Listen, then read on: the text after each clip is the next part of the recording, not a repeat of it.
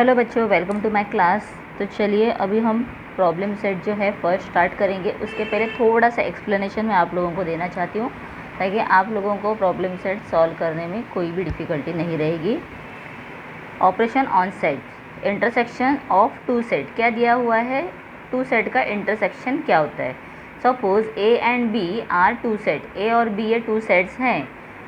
The set of all common elements of A and B is called the intersection of set A and B। अगर वो common set है तो क्या हो जाएगा, अगर सेट A और B ये कॉमन सेट है, उसके एलिमेंट जो है, जैसे कि A सेट में सपोज 1 2 3 है और B में भी 1 2 3 है, तो कॉमन बन गए। दैट मीन्स वो क्या बन गए हैं, intersection set A and B। ठीक है, इट इज़ डिनोटेड एज, इसको किस तरह से हम लिखते हैं, तो ए इंटरसेक्शन बी। ठीक है, ऐसे रीड करना है, ए इंटरसेक्शन बी। यहाँ पर कैसे रीड करना है ये भी बताया गया है। और लिखा कैसे है, देखो यहाँ पर ए इंटरसेक्शन बी, तो यहाँ पर एक्स जो है स्लैश एक्स, तो ए एंड बी जो है ये क्या दिया है, देखो यहाँ पर ये सेम उसके ग्रुप में है, मतलब सेट में है, इसीलिए यहाँ पर सेट में दिखाया गया है। Okay, clear. अभी नेक्स्ट हम यहाँ पर और एक चीज़ देखते हैं। A is equal to 1 2 1 3 5 and 7 and B is 2 3 6 and 8। Let us draw Venn diagram. अभी यहाँ पर वेन डायग्राम के थ्रू देखो, A और B दो सर्कल कर दिए हैं, तो यहाँ पर आप देखोगे 1 1 नहीं है, 3 है 3 है, तो ये कॉमन नंबर कौन सा है, 3 है। 5 है नहीं है, यहाँ पर 7 है नहीं है, तो कॉमन कौन सा आ गया है, 3 आ गया है। Let us draw Venn diagram. The element 3 is common in set A and B, तो ए और बी में कॉमन कौन सा है, that is 3। So A parallel A intersection is equal to 3। क्या है इसमें कॉमन, क्या है इंटरसेक्शन मतलब कॉमन क्या है, 3 है। तो यहाँ पर जब हम ड्रॉ करेंगे तो इसमें हम 3 को दोनों के बीच में ले लेते हैं, और अदर नंबर्स आप कहीं पर भी लिख सकते हो। नेक्स्ट देखो यहाँ पर A is equal to 1 3 9 11 13, B is equal to 1 9 11। अभी यहाँ पर देखो 1 1 कॉमन है, 3 इसमें 3 नहीं है, देन 9 9 कॉमन है, और यहाँ पर आप देखोगे 13, तो जो कॉमन है 9 है 11 है, ठीक है, और 1 भी है। तो इसके लिए एलिमेंट्स 1 9 और 11 are common in set A and B. तो ए और बी में ये तीनों कॉमन है, देयरफॉर हम क्या कहेंगे इसे, ए इंटरसेक्शन बी क्या है, 1 9 और 3, मतलब ये क्या है, उसके इक्वल है। ये क्या है, इंटरसेक्शन मतलब वो इक्वल है, but b is equal to 1 9 11। Okay, यहाँ पर b जो दिया है वो 1 9 11 ही है, इसीलिए a intersection b is equal to b। तो ये दोनों इक्वल है और ये उसके साथ में इक्वल है। ठीक है, so here b is the subset of a। तो a का ये b जो है सबसेट है, बिकॉज इसी के नंबर्स निकल के यहाँ पर आए हैं, तो इसीलिए यहाँ पर दिखाया है। ये जो है देखो, पहले कभी भी फिर जो छोटा होता है उसे मिडल में लिखते हैं और बिगर वाला हम बाहर लिखते हैं, और फिर सबसेट में दिखाते हैं। 1 9 11 आ गया है, फिर उसके बाद जो रिमेनिंग है उसे आप लिख दो, कहीं पर भी लिखोगे साइड में चलेगा। 3 एंड 13, तो 3 और 13 यहाँ पर आ गया है। ठीक है, बहुत सिंपल रहता है। Here set B is subset of A, तो B जो है A का सबसेट है क्योंकि उसके अंदर आया है। If B is subset then A intersection B is equal to B। तो similarly if B is intersection A is equal to B, then B is subset A, तो B क्या बन जाता है, उसका सबसेट बन जाता है। ठीक है, ओके, तो यहाँ पर भी आप लोगों को यही एक्सप्लेन किया गया है। उसके बाद अब देखो डिसजॉइंट सेट, A और B दो सेट दिए हैं, इसमें 1 3 5 9 है और इसमें 2 4 8 है, कोई भी नंबर कॉमन नहीं है। So confirm that not a single element in common in set, कोई भी कॉमन नहीं है। सो A एंड B कौन से सेट में, A और B में, these sets are completely different from each other. So the set A and B are disjoint sets. इसको क्या कहेंगे हम? disjoint sets. It's observe the Venn diagram. यहाँ पर आप देख सकते हो, इसमें आप लोगों को देखने के बाद पता चल गया है ये सेपरेटली ड्रॉ किया गया है because there is a no common number. Okay, इसके बाद ये भी मैं थोड़ा सा रीड कर देती हूँ. Let the English alphabets be universal set. The letter of the words laugh is one set and the letter of the word cry is another set. We can say that these are two disjoint sets. तो यहाँ पर आप लोगों को पता चल रहा है इसमें से और इसमें कोई भी कॉमन लेटर नहीं है, इसीलिए वो डिसजॉइंट सेट बन गया है. Okay, so observe that the intersections of these two sets is empty. वो क्या बन गया है? एम्प्टी, मतलब वो नल है.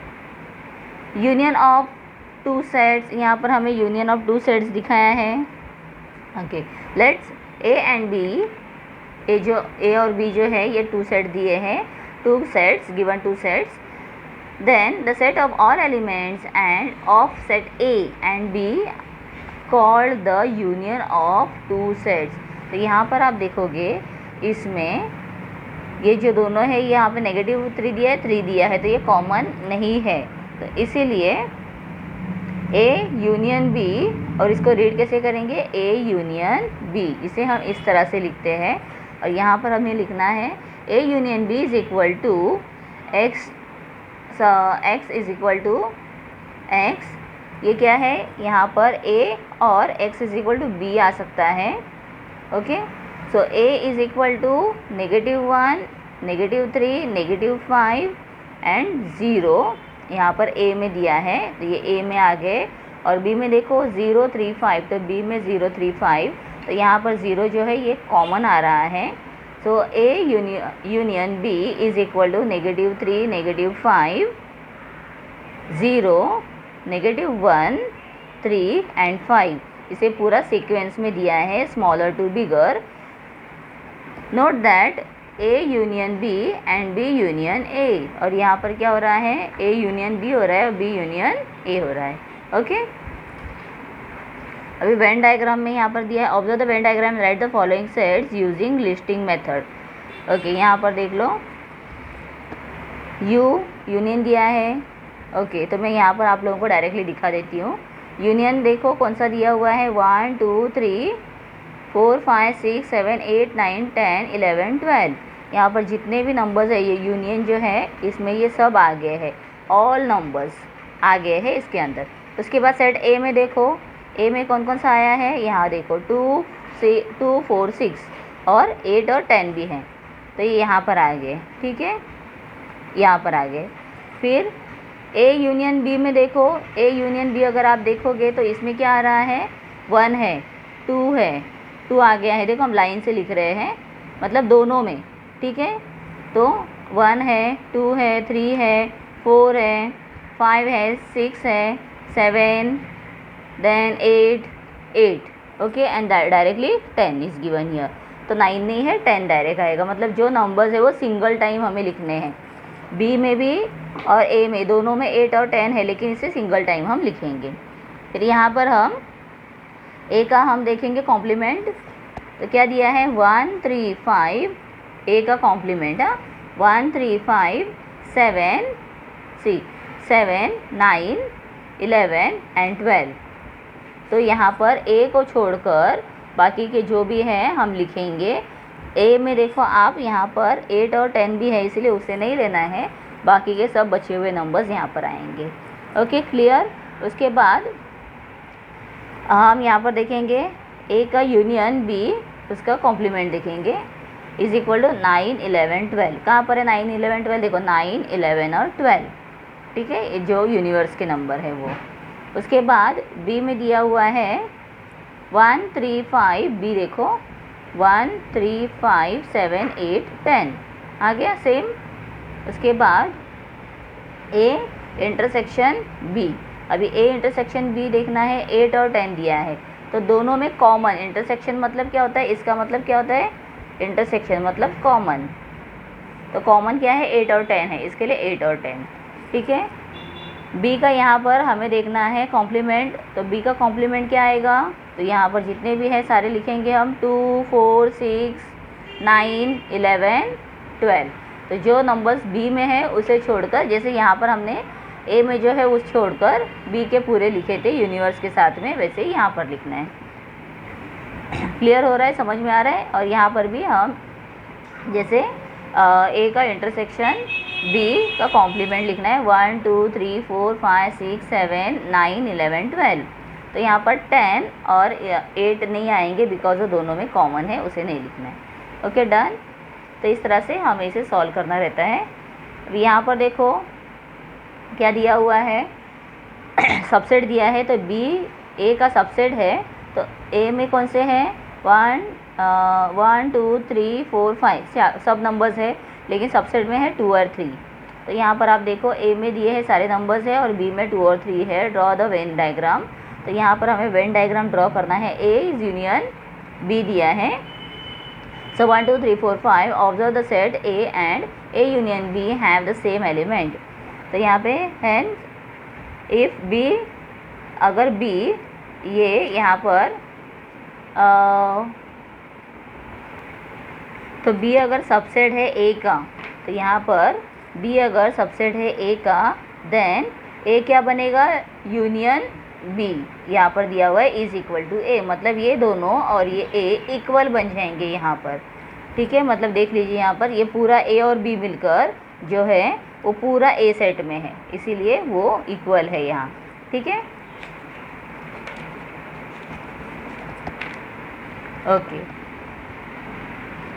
तो अभी मैं आप लोगों को एक क्वेश्चन यहाँ पे स्टार्ट करती हूँ, रीड करके दिखाती हूँ, उसके बाद हम डायरेक्टली स्टार्ट करेंगे क्वेश्चन आंसर्स। जो फर्स्ट पार्ट है प्रॉब्लम सेट का स्टार्ट कर देंगे। Let's A is equal to 3 6 9 12 15 is a given set with 5 elements. यहाँ पर 5 एलिमेंट्स दिए हुए हैं। Number of elements in set A is denoted as n, तो इसे हम डिनोट करेंगे n a से, ठीक है। So n a is equal to number a जो है इज इक्वल टू क्या रहेगा 5 दिया है, कितने हैं वो 5 है। So let b is equal to 6 12 18, ये क्या हो रहा है टेबल्स लिख रहे हैं देखो हम यहाँ पर। So number b is equal to 6, तो यहाँ पर क्या आएगा वो 6 आएगा, बिकॉज यहाँ पर हमने 1 2 3 4 5 6 नंबर्स लिखे हैं, यहाँ पे 1 2 3 4 5 नंबर्स लिखे हैं, तो इसमें कितने एलिमेंट्स हैं 6 है, ठीक है। तो numbers of the elements in the union और the intersections of sets, let us consider the set A and B as given B above. यहाँ पर ए और बी दिया है उसको देखेंगे। सो सेट ए क्या दिया है प्लस सेट बी है is equal to 5 + 6 is equal to 11, तो दोनों मिलके कितने हो गए 11 हो गए हैं। So A union B is equal to 3 6 9 12 15 18 24 36 30 and 36। Okay, मतलब इसके कॉमन नंबर हमने ले लिए हैं। सो जो n है इज इक्वल टू ए का क्या हो जाएगा, ये इंटरसेक्शन बी आ जाएगा। ओके, इज इक्वल टू 9, ये कितने हो गए 1 2 3 4 5 6 7 8 9, तो 9 आ गया है।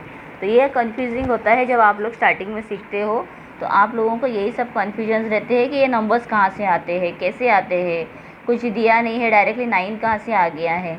तो ये सब हम लोग कैलकुलेशन जब देखते हैं तब हमें अंडरस्टैंडिंग करना पड़ता है, और या तो अपने खुद के सेल्फ स्टडी से आप लोग ये आइडेंटिफाई कर सकते हो। टू फाइंड, अभी यहाँ पर फाइंड करने के लिए एक सेकेंड, अभी देखिए यहाँ पर to find A element intersections B means to find common element. यहाँ पे हमें क्या फाइंड करना है, common elements of a set A and set B. तो सेट ए और बी के कॉमन हमें फाइंड करने हैं। So A intersection B is equal to 6 and 12, तो यहाँ पर दोनों में आप देखोगे 6 है 6 है 12 है, बाकी के नंबर रिपीट नहीं थे, इसके लिए वो नीचे भी नहीं आए हैं, मतलब 1 टाइम ही आए हैं, रिपीट नहीं हुए हैं। तो वो कितने नंबर्स है, वो 2 है, ठीक है। So in set A and set B element in A intersection B's are counted twice. कितने बार वो काउंट हुआ है? Twice, 2 times. So therefore A plus B minus A, तो यहाँ दिया हुआ है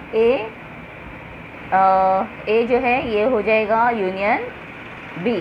सो 5 प्लस 6, ये देखो 5 प्लस 6 माइनस, और ये दोनों मिलके क्या बना था? यहाँ पर 2 आया है, तो 2 आ गया है, is equal to plus plus plus plus 11 minus 2 is equal to 9। ठीक है, तो आंसर क्या आएगा? 9। तो इसका आंसर आ गया है 9।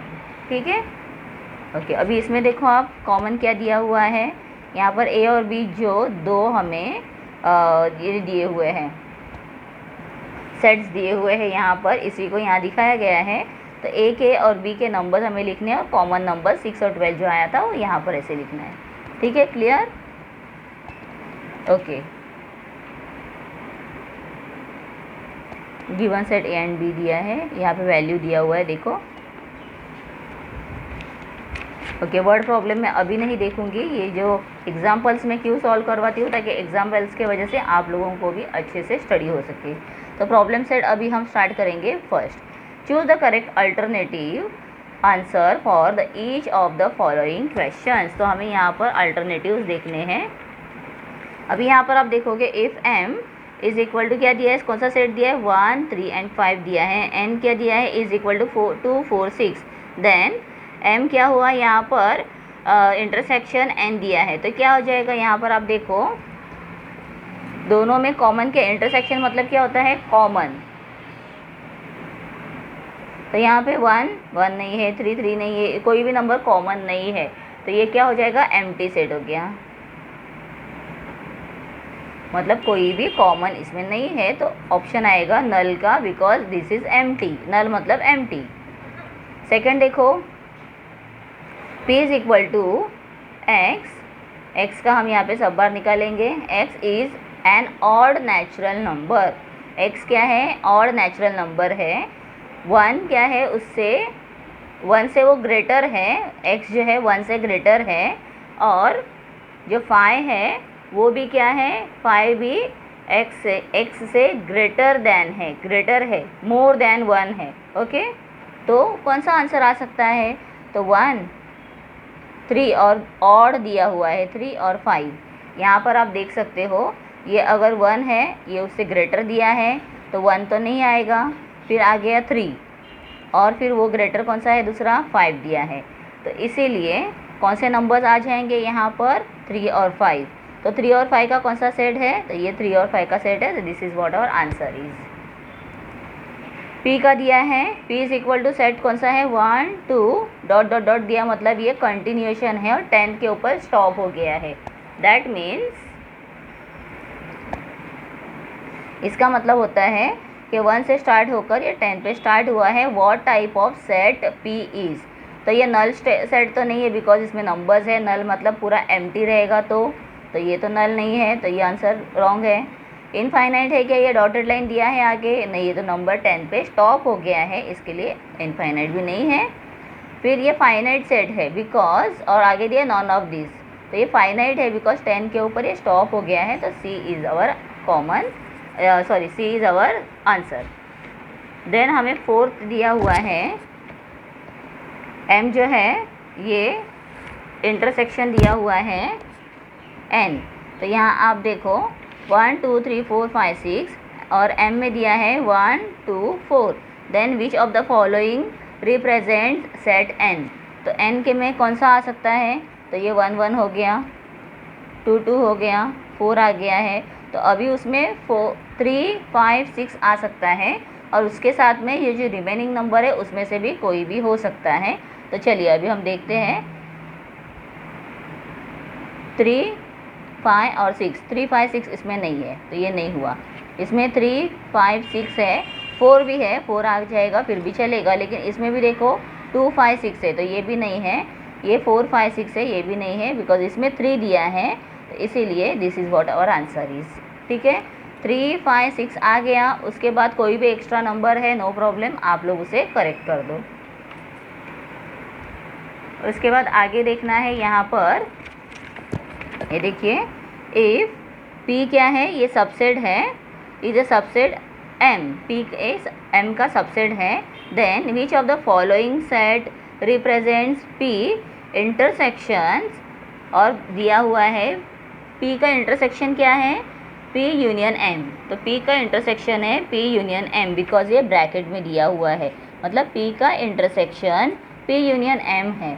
तो अभी इसे हम कैसे फाइंड करेंगे, अभी देखो यहाँ पे P यूनियन M मतलब क्या हो जाएगा, यहाँ पर ये P हो गया है, P यूनियन M में हो जाएगा, उसका सबसेट है P का, M ये क्या है, सबसेट है, इसीलिए यहाँ पर ये P रहेगा, ओके, और उसका यूनियन हम यहाँ पर इंटरसेक्शन ले लेंगे M, तो ये P का इंटरसेक्शन M आ गया है।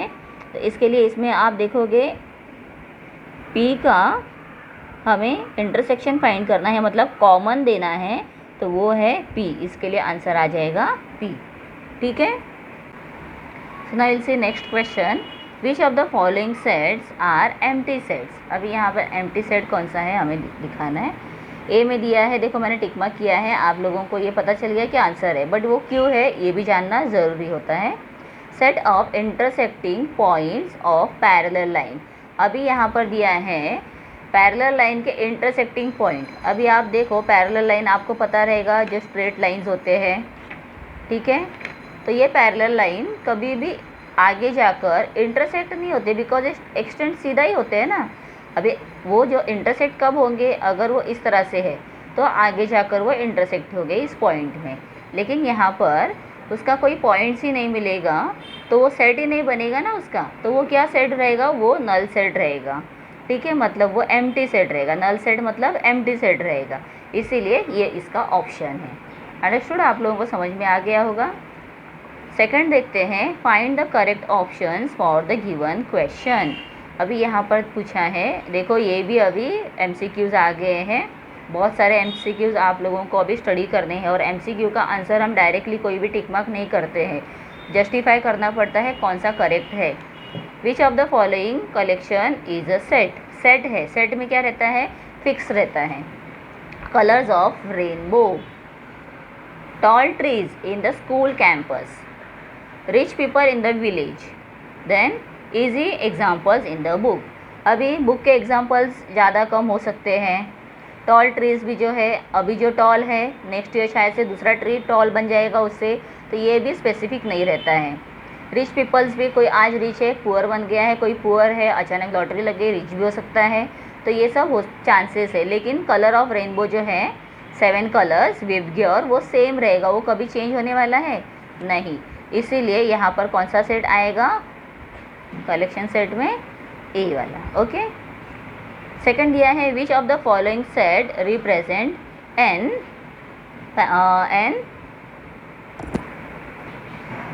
Intersection W, okay. तो मैं एक्चुअली यहाँ पे मैंने एरो किया था ना, आई वॉज कन्फ्यूज कि ये एरो क्यों है यहाँ पर, तो ये इंटरसेक्शन, ये जो सिंबल है इसको कहते हैं इंटरसेक्शन, ये मैंने यहाँ पर हाईलाइट लिखा हुआ भी है, ताकि आप लोग भी नया सीख रहे हो, समझ में आना ज़्यादा ज़रूरी रहता है।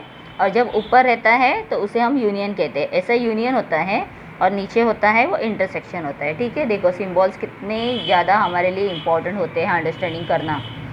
अभी यहाँ पर हम देखेंगे इंटरसेक्शन मतलब क्या होता है, कॉमन, ये भी मैंने बताया हुआ है, इंटरसेक्शन का मतलब क्या होता है, कॉमन है। तो अभी आप देखो कौन सा कॉमन है यहाँ पर, यहाँ पे देखो N और W में, ओके। तो नेचुरल नंबर N मतलब क्या है, नेचुरल नंबर, नेचुरल नंबर कहाँ से स्टार्ट होता है, 1 2 3 4 5, और W मतलब होल नंबर, ये स्टार्ट होता है 0 से, 0 1 2 3 4 5।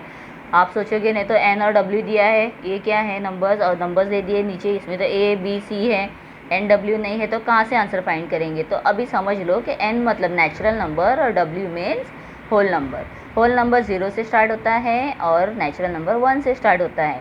तो अभी आप देखो दोनों में कॉमन कौन से है, इंटरसेक्शन कौन से है, 1 है 1 है, 2 है 2 है, 3 है 3 है, 4 है 5, आगे सब इनफाइनाइट बढ़ते जाएंगे, जितने भी आगे नंबर्स है सब।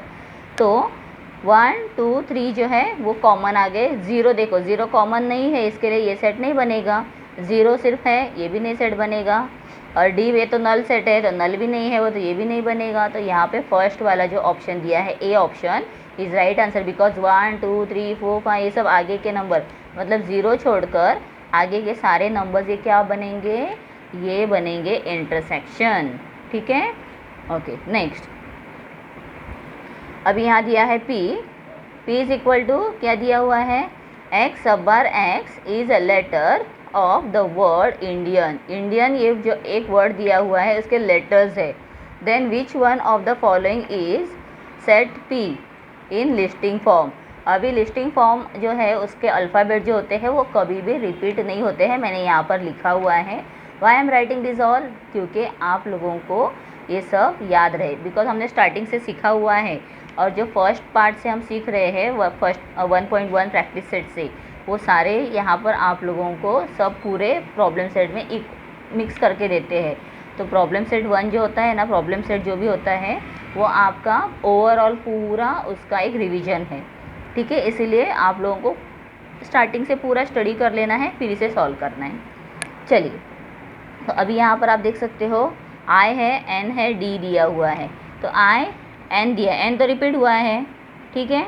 फिर उसके बाद डी दिया हुआ है और ए है, ए को नहीं लिखा हुआ है, तो ए यहाँ पर नहीं, इसके लिए ये सेट नहीं है। इसमें आई है, एन है, डी है, ए है, एन है। तो यहाँ देखो I N D A, I N D और ए, बिकॉज आई कॉमन है, एन कॉमन है, ठीक है। और यहाँ पर देखो आई एन डी आई ए, तो आई ए रिपीट कर दिया है, इसमें एन डी ए दिया है बट आई नहीं दिया है, तो इसीलिए बी जो ऑप्शन है that is the right answer. Next fourth वाला क्वेश्चन देखो, if T is equal to 1 2 3 4 5 and M is equal to 3 4 7 and 8, then अभी यहाँ पर हमें देखना है टी इंटरसेक्शन एम। तो टी का इंटरसेक्शन एम क्या हो सकता है, हम यहाँ पर देखेंगे। इंटरसेक्शन मतलब कॉमन, ठीक है। तो अभी हमें दोनों में देखना है कॉमन क्या है और हम फाइंड करेंगे फिर दोनों कौन से हैं। यहाँ पर देखो 1 2 3 4, 1 2 3 4 और 5 दिया हुआ है और 7 दिया है, इसमें 8 नहीं है। सेकंड में देखो 1 2 3 दिया है, 7 8 दिया है, 4 5 नहीं है। फिर थर्ड में देखो 1 2 3 4 5 दिया है और 3 4, यहाँ पर 3 और 4 रिपीट है, तो वो रिपीट यहाँ पर कंटिन्यू नहीं होगा। और 7 8 है, 7 8 आ गया, मतलब 1 2 3 4 5 पूरे आ गए हैं और जो रिपीट नहीं हुआ है वो 7 8 आ गए पूरे, मतलब ये सेट हो जाएगा यहाँ पर इंटरसेक्शन सेट। ठीक है, सिंपल तरीके से आप लोगों को आई होप समझ में आ रहा है। अच्छा, ये यूनियन सेट है, यहाँ पर इंटरसेक्शन नहीं है, ये यूनियन है। ऊपर दिया है ना, ऊपर होता है मतलब ये यूनियन होता है, सॉरी। तो यूनियन सेट में क्या हो जाते हैं, इसके सेम और इसमें से जो कॉमन है उसे निकाल कर जो है वो हम लिखते हैं। तो therefore this is what the union set is. So this is 1 2, मैं वही सोच रही हूँ कि इसमें तो सेम आ गया है तो ये यूनियन बनेगा, इंटरसेक्ट कैसे हो गया। तो इसीलिए देखो मेरा ही कन्फ्यूजन मुझे खुद को समझ में आ गया यहाँ पर, इसीलिए ये क्या बन गया है, यूनियन सेट। ओके, तो मैं अगला वीडियो अपलोड करूँगी जिसमें हम आगे के वर्ड प्रॉब्लम्स कंटिन्यू करेंगे। आई होप पीछे कितने हैं, 10 11 सम्स। ओके, मतलब 3 से स्टार्ट करेंगे और टिल 11, तो हो सकता है तो एक वीडियो में कंप्लीट कर दूंगी, नहीं हुआ तो 2 वीडियो करेंगे हम लोग कंटिन्यू करके, बिकॉज अंडरस्टैंडिंग वेरी इंपॉर्टेंट है, वीडियो कंप्लीट करना इंपॉर्टेंट नहीं है, सम समझ में आना चाहिए, that is very important for me and also for you. Okay बच्चों, तो चलो मिलते हैं नेक्स्ट वीडियो में, तब तक के लिए बाय बाय। और नए हो चैनल में तो चैनल को सब्सक्राइब करके रख दो ताकि आने वाले वीडियोज़ के नोटिफिकेशन आपको ज़रूर मिल जाएंगे।